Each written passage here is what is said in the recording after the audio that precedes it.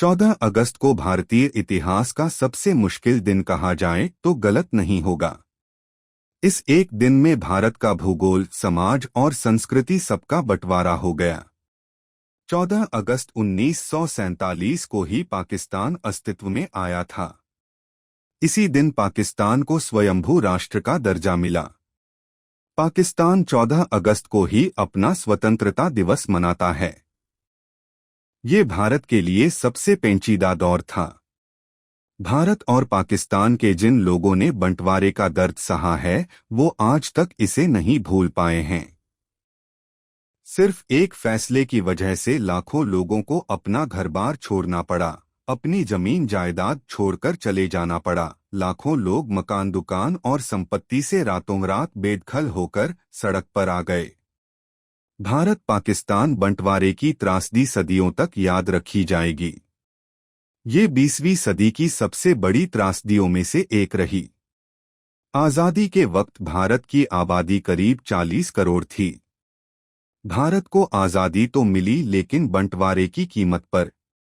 आज़ादी मिलने से काफी पहले से मुसलमान अपने लिए एक अलग मुल्क की मांग कर रहे थे, जिनकी अगुवाई मुस्लिम लीग के मोहम्मद अली जिन्ना कर रहे थे। हिंदू बहुल भारत में मुसलमानों की आबादी करीब 1/4 थी। भारत के पहले प्रधानमंत्री जवाहरलाल नेहरू बंटवारे के खिलाफ थे। जिन्ना की जिद ने अंग्रेजों को यहां से जाते जाते एक लकीर खींच देने का मौका दे गई। वो लकीर जो सदियों तक इस पूरे प्रदेश में उथल-पुथल मचाती रही। सिर्फ उस लकीर की वजह से दुनिया ने सबसे बड़ा विस्थापन देखा। करीब 1.45 करोड़ लोग विस्थापित हुए। बंटवारे के वक्त हुए दंगों में लाखों लोग मारे गए। जिन लोगों ने एक साथ आज़ादी का सपना देखा था, वो एक दूसरे को मारने पर आमादा थे। सबसे ज्यादा दर्द महिलाओं ने झेला। उन्हें पुरुषों की लड़ाई में महिला होने की कीमत चुकानी पड़ी थी। दंगों में हजारों महिलाओं के साथ बलात्कार और बदसलूकी हुई।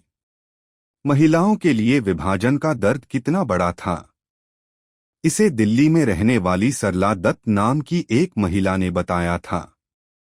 सरला ने उस दर्द को सहा था। डॉयचे वेले से बात करते हुए उन्होंने बताया था कि बंटवारे के वक्त उनकी उम्र महज 15 साल की थी। उनके पिता जम्मू के रेडियो स्टेशन में संगीतकार के रूप में काम करते थे। बंटवारे के दंगों में उन्हें एक पाकिस्तानी सैनिक ने अगवा कर लिया था। पाकिस्तान में हिंदुओं और सिखों की बस्ती पर मुसलमानों ने कब्जा कर लिया था। उन्हें वहां से चले जाने की धमकियां मिल रही थीं। सरला दत्ता ने बताया कि जब वे लोग भागे तो उन्होंने खेतों में कई बच्चों को पड़े देखा, जो रो रहे थे। पुरुष अपने बच्चों को छोड़ दे रहे थे और महिलाओं को ये डर था कि अगर वो तेजी से नहीं चलीं तो पीछे छूट जाएंगी।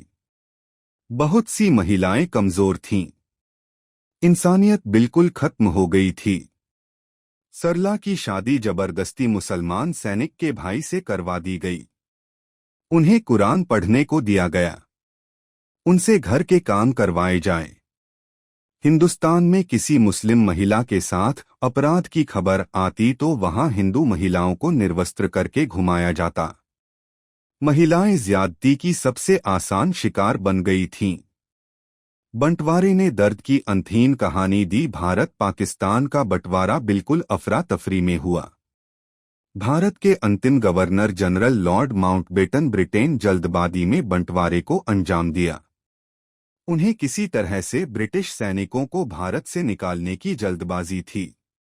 भारत और पाकिस्तान के बीच बंटवारे की लकीर खींचने वाले सिरिल रेडक्लिफ को यहाँ के बारे में बिल्कुल जानकारी नहीं थी। वो बंटवारे से कुछ हफ्ते पहले ही भारत आए थे।